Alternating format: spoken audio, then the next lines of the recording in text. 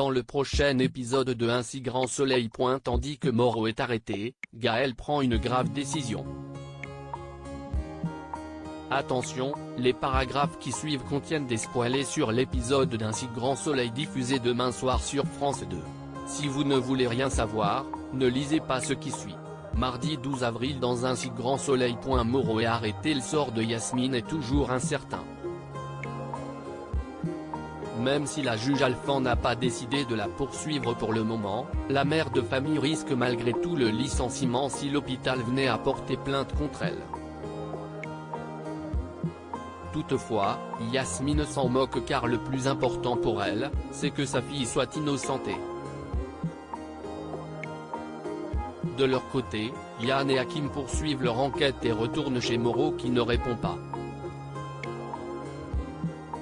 Comme cela fait 2 jours qu'ils cherchent à le contacter, les policiers commencent à trouver cela étrange et décident donc de se rendre sur son lieu de travail. Malheureusement, Moreau n'est pas là non plus. Les policiers en profitent cependant pour récupérer une photo de lui auprès de son employeur.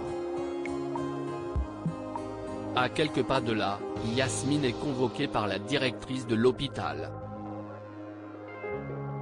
Après avoir reconnu la gravité des faits qui lui sont reprochés, la mère de famille déclare qu'elle regrette ce qu'il s'est passé parce qu'elle adore son métier. Si Yasmine mérite d'être sanctionnée, la directrice se montre toutefois clémente. Au regard de la situation exceptionnelle dans laquelle elle était, cette dernière a décidé de ne pas signaler les empreintes de clés aux patients au conseil de discipline. Yasmine n'est donc pas licenciée. En revanche, elle recevra un blâme qui durera 3 ans. Au moindre écart, elle sera renvoyée. Margot peine quant à elle à comprendre comment Cécile a pu mettre Anissa en examen. En effet, la jeune femme estime que sa sœur a été beaucoup trop sévère dans cette affaire.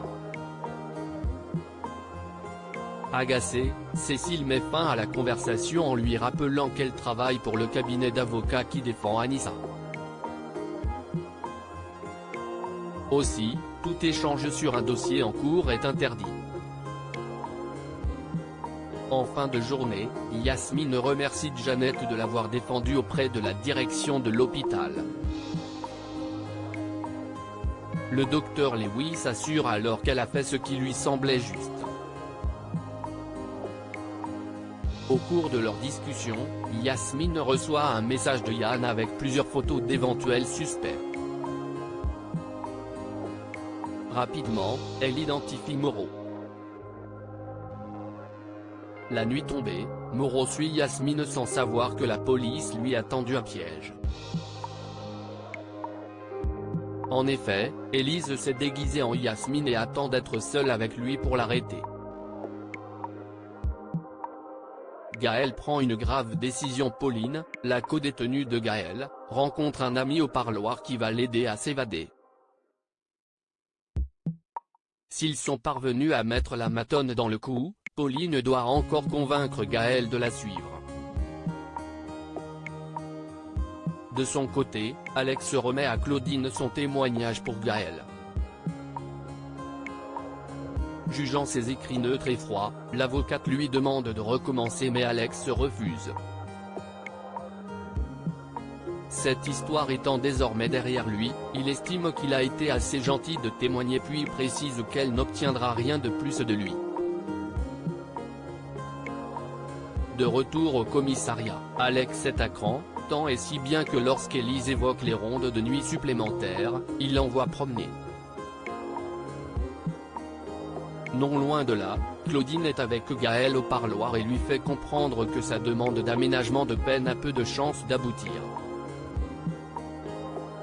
Comme elle était lieutenant de police au moment des faits, cela joue malheureusement en sa défaveur. Claudine lui conseille donc de ne pas se faire trop d'illusions. Dépité, Gaël retourne en cellule et partage sa déception à Pauline qui saisit cette opportunité pour lui faire part de son plan d'évasion en passant par la blanchisserie. Plus tard, Gaël récupère un téléphone portable à la blanchisserie et appelle Alex. Elle lui reproche d'avoir écrit un témoignage vaguement factuel qui ne l'aidera pas du tout et de tout mettre en œuvre pour qu'elle reste en prison. Les larmes aux yeux, elle lance qu'il n'entendra plus parler d'elle puis qu'il est hors de question qu'elle pourrisse ici. Et d'ajouter qu'elle n'a plus rien à perdre. De retour dans sa cellule, Gaël informe Pauline qu'elle accepte de s'évader avec elle.